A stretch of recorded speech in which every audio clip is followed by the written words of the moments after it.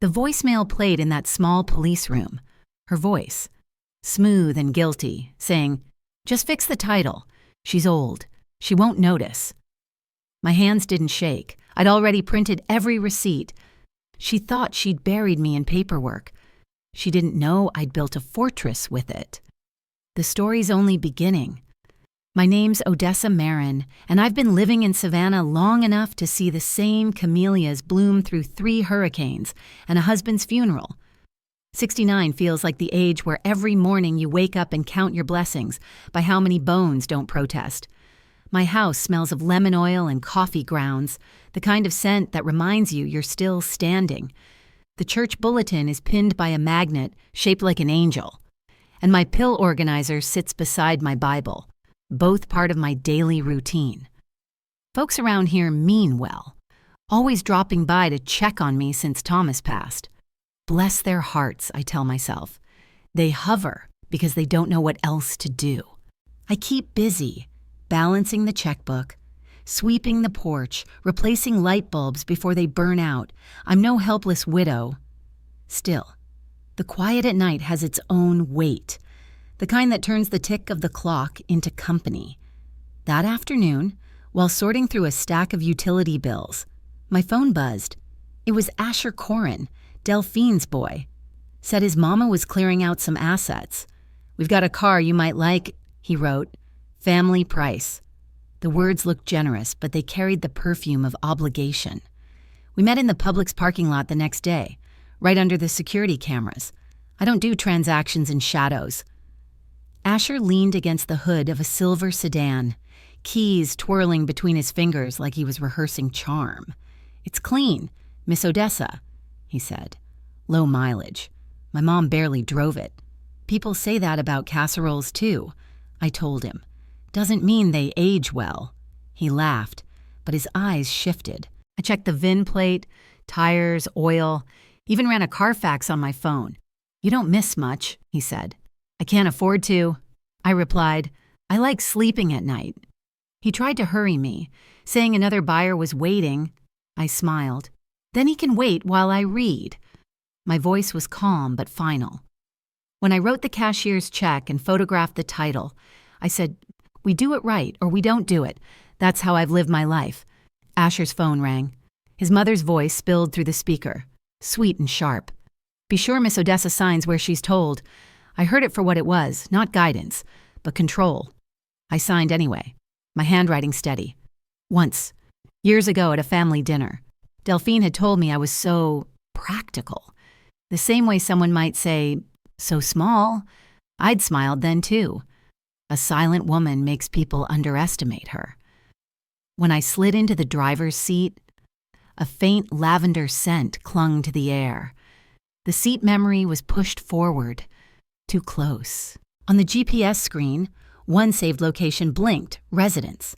No address, no name, just that word in all caps.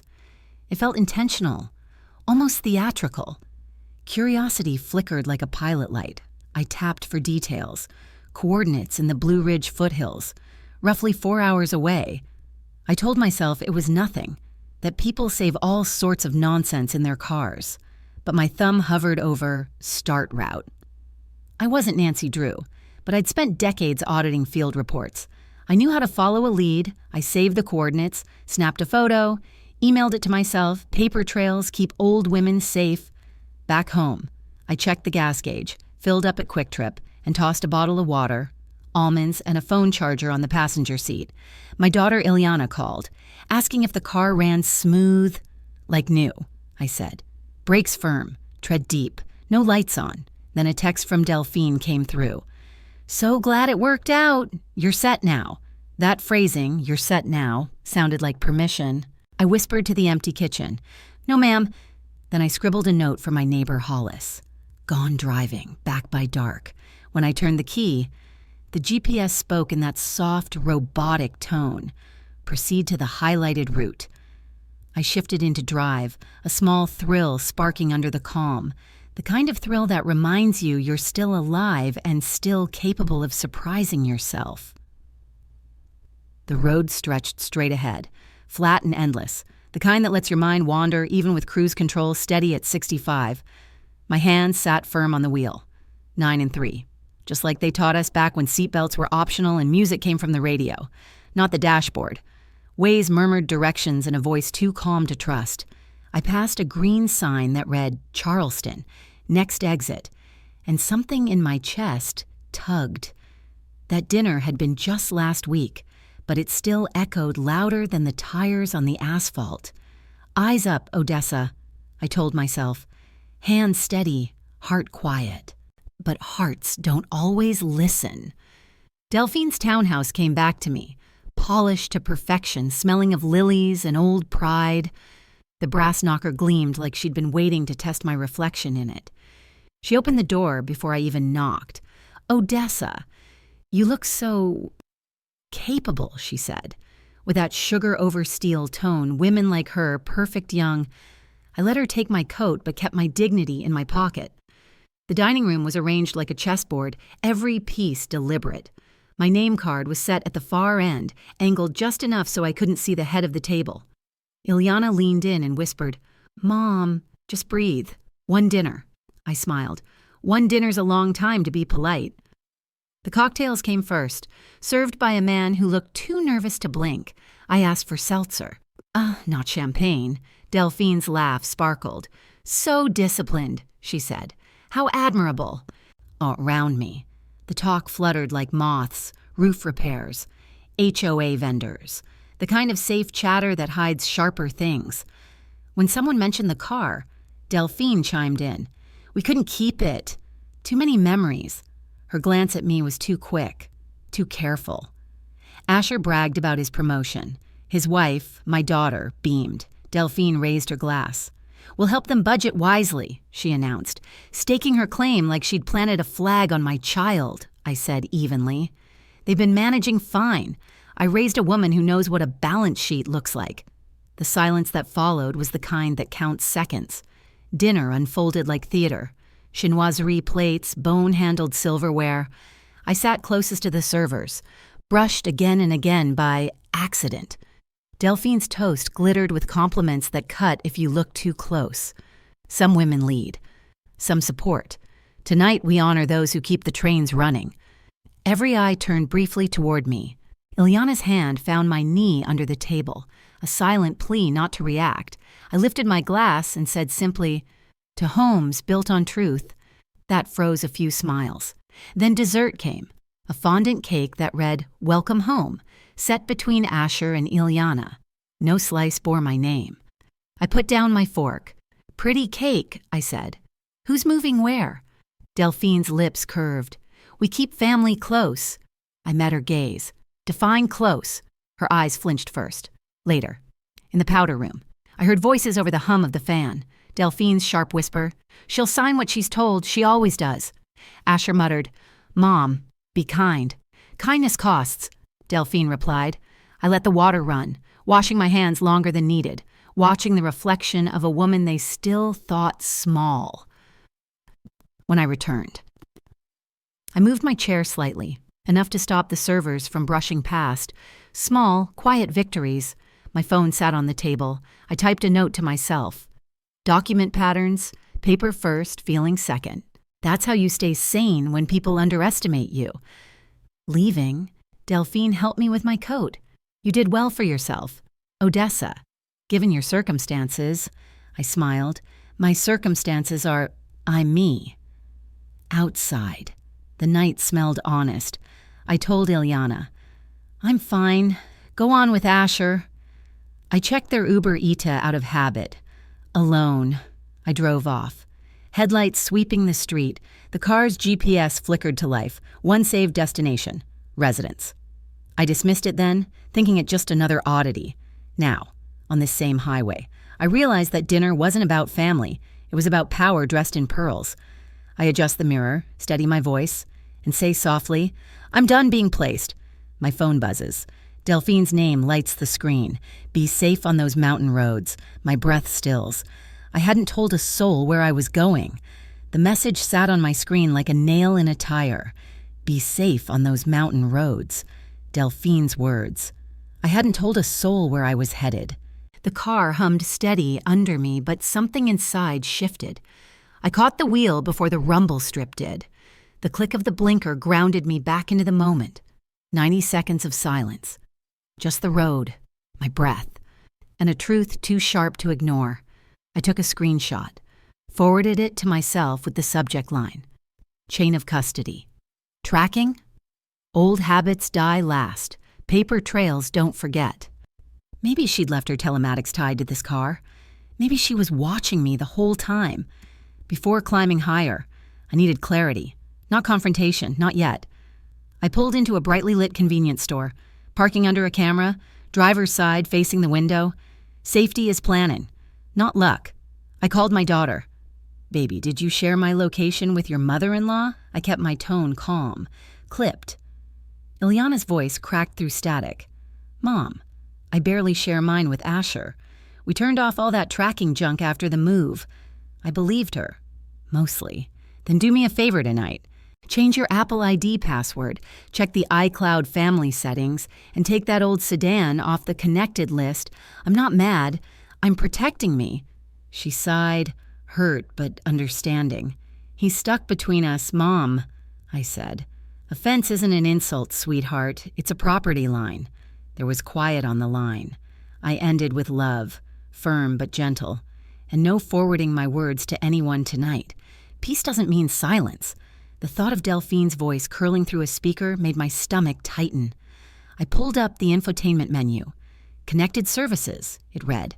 The primary owner flashed, Delphine Corin, Charleston email address. My jaw set. I found the VIN, dialed the number on the sticker in the glove box. "Hi, this is Odessa Marin," I said evenly. "I need to transfer ownership and revoke remote access immediately." The young man on the other end was polite but slow, his hold music tinny. When he came back, his voice lowered. "Ma'am, looks like remote features were accessed within the last hour. Door locks and live location." I took a slow breath. "Email me the audit log, PDF, effective immediately. Revoke all third-party users." He read back the clause. I confirmed it like a lawyer. "Privacy isn't paranoia," I whispered. "It's maintenance." While I was still on hold with my insurer, a ping hit my phone. DMV, duplicate, title application, pending. My spine went cold. The applicant address matched Delphine's townhouse. Under household representative, I called the DMV helpline. Long menus, longer waits. When a human finally answered, I explained everything. "Flag that file." The sale was notarized. Cashier's check cleared. She checked, then said, "We'll hold it due to a mismatched signature." I forwarded my receipts before she asked. "Keep them in your system," I said. "I scan everything. Feelings fade. Documents stay." She gave me a supervisor's reference number, and I wrote it down on an envelope I found in the glove box. My husband used to say, "Trust, but notarize." He was right. Once the insurer picked up, I had them strip every non-household driver from my policy. "Add a verbal password," I said. No disclosure without it. I sent an email to Delphine, short and pointed. "Cease all attempts to access or modify my property data." I BCC'd a lawyer friend for good measure. Then I factory reset the system, renamed the profile Odessa Primary, disabled every auto upload, and taped a tiny square over the in-cabin camera. "Housekeeping," I muttered, not fear. Back on the highway, the air cooled as the hills rose. My headlights brushed pines that leaned inward like eavesdroppers. I told myself 3 rules. Document, detach, decide. It kept me steady. The GPS arrow blinked north, pointing to that single word, residence, like a dare. I wasn't chasing ghosts. I was chasing the truth. I passed a scenic overlook, watched the sun flatten against the ridge in my rear view. "You watched me drive," I said softly. "Let's see if you watched him, too." The GPS chimed. Arrived, residence. Just as a porch light flicked on ahead, not motion sensor quick, but deliberate, like someone had been waiting. I parked nose out, the engine idling just enough to hear if someone moved in the dark. A porch bulb burned above a sagging railing. The shape beneath it leaned on a cane. The air bit colder than I'd expected. I texted my neighbor in Savannah. "Timer 30. If I don't check in, call me." My keys stayed in my front pocket, flashlight in my right hand. No one sneaks up on an old woman who's lived alone this long. "Evening," I called, steady voice. "I'm Odessa." The man's reply slid through the wind. He said my name before I finished. My heart kicked, but my feet stayed planted. He'd been expecting me. He said, "A woman told me you'd come. One who flips fortunes." I didn't need the name. Delphine always did like her riddles. He nodded toward the overlook sign. "They call this spot Residence. Old homestead down there been fought over for years." His tone carried that southern half-smile that hides a warning. Then he described my car by VIN fragment, dent, even the lavender scent still faint inside. "Seen it up here plenty of nights," he said. "You bought it straight?" "Cashier's check, notarized bill, insurance in my name." He studied me, slow, then said, "Good. That's the only clean thing in a dirty story." He tapped his cane at a crate wedged under the bench. "If you're the rightful owner, this belongs to you." I knelt and pried it open. Inside was a notebook, service slips, and 2 copies of titles. One clean, one shadowed with another address. Residence hold. A sticky note read D.K. Act ID. My pulse slowed. Focus sharpened. I photographed every page edge to edge. Timestamp visible. "Would you mind recording your name?" I asked. He spoke his date, his role, the car's history in 30 calm seconds. I saved it twice, emailed once to myself, once to a locked folder. Older women don't need passwords we can't remember. We need proof no one can erase. The man tapped the hood with his cane. "There's a second USB slot under the felt. Check it." I reached in, pulled a tiny drive marked TripShare_archive. On the screen flashed a clip, GPS map, phone overlay, a woman's voice. Pull the duplicate title first. The timestamp matched the DMV alert from hours earlier. I sent the file to my lawyer friend with one line: "Preserve all evidence." I exhaled through my teeth. "This isn't confusion." I said, "It's choreography." I typed a message to Delphine. "Cease all title or data actions. Evidence secured. Do not reply." I set my phone to do not disturb for everyone except my neighbor and 911. I thanked the old man. He refused the ride. "My boy's cabin's below," he said. "I've seen patterns. People who take more than they're owed always come back." His words hung in the cool air like mist. I tucked the notebook against my chest, its weight a heartbeat reminder of control regained. Headlights cut across the ridge below, fast, deliberate. I killed my dome light, slid into the seat, and dimmed the dash. Behind the rail, I told the man. He obeyed. The oncoming vehicle climbed hard. LED bar slicing through the night. I started the engine. Gear in park, one finger ready on record. "Not your terms?" "Delphine," I whispered. "Mine." The headlight stopped dead center on my windshield, her grill, close enough to touch, glaring like a dare. The headlights pinned me like I was on stage. Delphine's door opened, her heels cracking gravel. She said my name slow, Odessa Marin, the way a judge might. I didn't blink.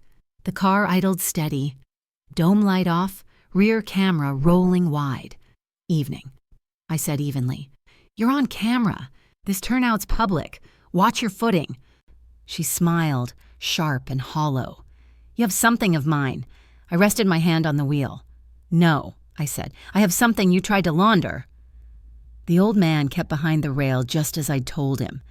Every move of mine was deliberate, engine hum. Phone light, the simple power of staying calm while she wanted noise. She circled the bumper, blocking my path. I tapped the horn once.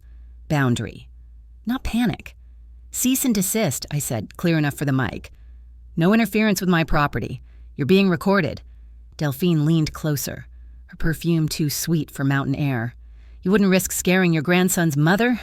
I breathed once through my nose. "My grandson needs adults, not threats." Behind me, the old man's voice cut clean.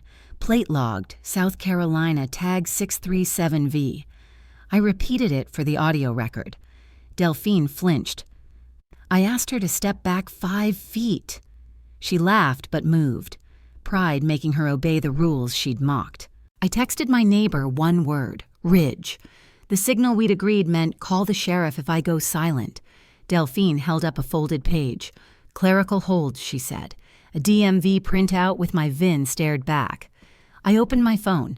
My own DMV alert showed a new submission 7 minutes ago. I didn't bother raising my voice. External hold needs my signature, I said. You don't have it. I lifted my notarized bill of sale into the camera's edge. Everything clean, everything mine. She tried to talk over me. I just dictated. Calm and slow, into my phone. I do not consent to any transfer. Hold or lien. I hit send on an email to my lawyer. Subject line, pre-litigation preservation. Paper beats volume every time. Her next play. Policy's canceled. You can't drive it. She flashed a call log. I dialed my insurer from the number on my actual card. The rep confirmed. Active, paid, untampered. Please note attempted third-party cancellation, I said. Email confirmation now. I recited the claim number aloud for my record. Delphine's jaw flexed. She called Asher on speaker. Tell your mother-in-law this isn't over. His voice, small, said, Delphine, maybe, I cut in softly. It's over for tonight. Future contact through counsel. My tone was not raised, just final. I listed 3 terms, voice steady as a notary reading an oath. 1. Stop all title or insurance actions. 2. Provide a written list of anything of mine in your custody. 3. Mediation only if my daughter requests it. No ambushes, I added. If broken, I file interference, harassment, administrative complaint. My phone blinked as the files uploaded. Folder name, Mountain Turnout. I texted Ileana. Safe, evidence secured, take your time. I won't tolerate crimes, even from kin. The old man stepped forward, while handing me a small key. Chain of custody closed, he said. I pocketed it, put the car in drive, and straightened the wheels. Power, I thought, is the right to leave on your own timing. I eased onto the road, tires whispering on gravel. No contact injuries, I noted into the recorder. Evidence preserved. Next demand letter. A mile later. I froze my credit and set a fraud alert. Small, quiet acts of armor. The ridge fell behind, wind softened. My hands relaxed at 10 and 2. Then, in the mirror, another pair of headlights appeared and didn't pass. They just followed. Steady and deliberate, and like a question I wasn't planning to answer tonight. I woke before sunrise. My phone buzzing with confirmations, the insurer's email first, then the DMV auto-reply acknowledging my fraud report. I printed every attachment because I still believe what my late husband used to say. Digital dies, paper speaks. Rufus knocked on my screen door with coffee. Saw Delphine's SUV parked at the county lot round 6, he said. I slipped on a muted blue jacket and the gold brooch he'd given me years ago. Armor disguised as memory. They count on you being too old or too polite to make a scene, Rufus muttered. I smiled thinly. Then today, I'll disappoint them. I grabbed the folder labeled Mountain Turnout and drove toward Asheville. The DMV was already humming. I took a number and waited, rehearsing nothing. When my name was called, the clerk, Hollis, her badge said, typed the VIN, then frowned. That's strange, she murmured. Someone tried to correct your ownership field this morning. On screen glowed my own signature, forged neat as Sunday cursive. The timestamp read 6:52 A. SSM. Print it, I said quietly. She hesitated. Ma'am, that might require... I leaned forward. That's criminal evidence. Please print it. She did. A murmur ran through the line. And then, like clockwork, Delphine walked in with her mock surprise voice. Oh, Odessa, you're here too? Old humiliation tried to rise, those courthouse whispers from years ago, but I pressed it down. I lifted my phone and played the video from last night. This is the woman whose signature appeared at dawn, a teenager in line whispered. She's cooked. Delphine's cheeks tightened. Misunderstanding, she said. I was protecting my son's interests. I met her eyes. By committing forgery?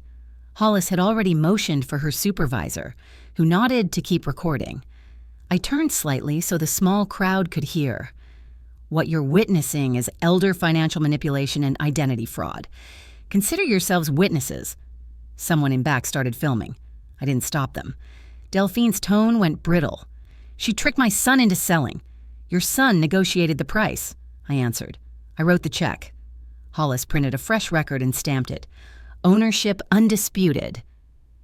The sound of that stamp was louder than any gavel. She slid the sealed envelope toward me. Keep this safe, she said quietly. Behind us, phones clicked, and someone whispered, That lady's a legend. I didn't smile. Vindication isn't joy, it's balance restored. Outside, Rufus texted. Whole county's on your side now. I stepped into the sunlight, heat gathering across my shoulders like thanks. Ileana waited by the curb, eyes wet. I didn't know she'd go that far, she said. Now you do, I replied. Do better. I walked to the cafe across the street and ordered black coffee. The TV above the counter played a muted clip, me steady at the DMV counter, the crowd behind like a jury. I set the folder beside my cup, the brooch catching morning light. I didn't raise my voice. I thought, I just raised proof. As the barista slid the coffee toward me, my phone vibrated, urgent. Property filing dispute, county clerk. I stared at the screen, pulse leveling. Round 2 had already begun, by early afternoon. I was standing under the flickering lights of the Buncombe County Clerk's office, the kind of place where justice doesn't shout. It types, stamps, and files. My folder was slim but airtight, notarized title. DMV confirmations, receipts, and that signature gold brooch I wear when I mean business. Let the record speak, I told myself as I checked my phone, silent, camera ready. The receptionist, polite but wary, directed me to records. Through glass partitions and humming scanners, I felt the calm of knowing I'd done everything right. Any filings under the name Odessa Marin, my VIN ending in 4783, and this parcel ID, I said evenly. The clerk's brows knitted. There's a correction affidavit queued early this morning. Her tone sharpened. Pending verification, I kept my voice steady. May I have the audit log and timestamps? Redacted is fine. She hesitated, then printed it. I texted Rufus, paper trail looks dirty. He sent back a single thumbs up. The printout told a story in black and white, pre-dawn access from a kiosk account. Timestamp 6:54 a.m. Metadata trace matched Delphine's activity window. A supplemental statement claimed an error in transfer, arguing the car belonged to a family trust. My name was misspelled. One's missing, one motive clear. I requested the record be flagged contested and attached my stamped DMV ownership confirmation. As the clerk processed it, Delphine's perfume arrived before she did. Sharp, expensive, familiar, she swept in like she still ran the room. We're correcting a family oversight, she said sweetly.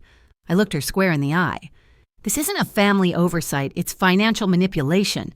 My tone stayed calm. The recorder picked up every word. Outside, the courthouse steps gleamed hot. Ileana stood halfway down, her phone clutched like evidence of its own. Mom, I saw everything, she whispered, eyes wide with guilt and fear. Delphine hovered close, a shadow in heels. Don't let her dramatize this, she hissed. She weaponizes paperwork. I looked at my daughter. You married a man, not a myth. Pick truth today, baby. My voice cracked but didn't shake. She blinked tears away and confessed. She made me sign something, said it was for the bank, just to streamline things. My stomach turned. You're going to call them right now. You'll revoke every access tied to me. I didn't need volume. The firmness was its own authority. Ileana's call went through to the bank's fraud line. We have a freeze already in place, the rep said. Triggered by a pre-existing alert from Miss Marin? I closed my eyes, letting the small win settle. Then the rep added, there was a recent attempt to open a credit line using your address alias. Denied and logged. I gave a short, precise statement. Dates, locations, chain of custody. Miss, Corin's profile has been flagged for elder financial abuse risk review. The rep continued gently. It's routine but protective. Ileana gasped. She told everyone you were losing it, that you needed oversight. I steadied her hand. What I need is for people to stop mistaking kindness for confusion. By late afternoon, the courthouse had thinned out. Rufus texted from outside. "Crowd's on your side. The video's trending again." I stepped into sunlight and exhaled. No gloating, just air. The plaza felt less like a battlefield now and more like a clean ledger. That evening, Rufus left groceries on my porch, soup, bread, and a note. Boundary work, flawless. I logged every file into a binder labeled Chain DMV Clerk Bank. Then I recorded a voice memo. Slow and clear. Odessa Marin, date, coherent state, steady tone, exhibit, sanity. The TV replayed my DMV stance in silence. I watched the crowd's faces more than mine. Justice had looked them in the eye without raising its voice. A text from Ilyana arrived. I revoked the forms. "I'll testify if it goes that far," I typed back. "Let your integrity speak louder than your apology." I took off my brooch, set it beside the binder, and turned off the light. The house exhaled. For the first time in months, the quiet felt earned, solid, not lonely. Then my phone vibrated one more time. Private number. Message. "We need to talk about the cash sale, off the record." I sat up, pen ready, not to argue, but to document. The morning light filtered through my blinds in thin gold lines, steady and soft. I followed my routine like scripture. Oatmeal, pills, coffee, then a voice memo. "Today is procedure, not performance," I said aloud, letting my words be proof of coherence. My desk was an organized battlefield. Legal pads, copies, and a sealed flash drive labeled Chain Complete. I attached every file to an email from my attorney and supervisor Haynes, adding a single line, "Let the record hold, by 9 a.m.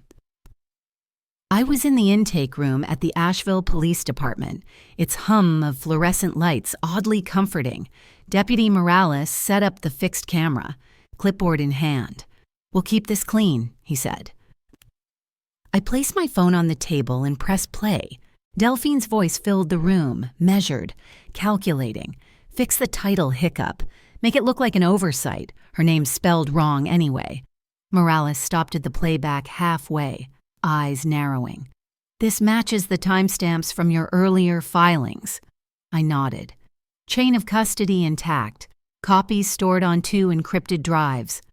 He logged the evidence carefully. Asked for my consent to share with the district attorney.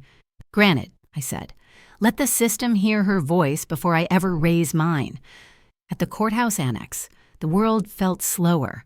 Supervisor Haynes met me at window 3 with a pen already ready. "We've marked your filing under active legal review," she said. I slid the transcript across. My attorney's voice came through speakerphone, calm and clipped. Clause 11B of the Quiet Roads Trust triggers on proven interference. Activation is valid. I signed the trust activation notice in a smooth stroke. Haynes stamped it, her lips curling into something close to respect. "You just locked her out, ma'am." Minutes later, Ilyana entered, hands trembling but steadying as she approached.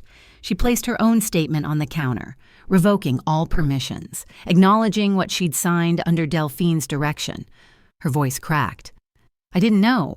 Mom?" I looked at her. No scolding, just relief disguised as firmness. "Now you do. Keep learning forward." By mid-afternoon, I drove toward the Blue Ridge overlook, that winding stretch where sky met stone. Eben Lark waited by his truck, thermos in hand, posture easy as if he'd been part of this story all along. He handed me a tin box filled with ledgers and one folded letter. "She tried the same with my sister years ago," he said quietly. I kept the proof. I scanned the pages right there. Repair logs, old signatures, a notarized affidavit naming Delphine's cousin. "This will close the loop," I told him. "It should," he said. "Honesty has long legs. It always catches up." Delphine arrived moments later, eyes wild, hair wind-tossed. She started shouting, "You can't keep taking from my family."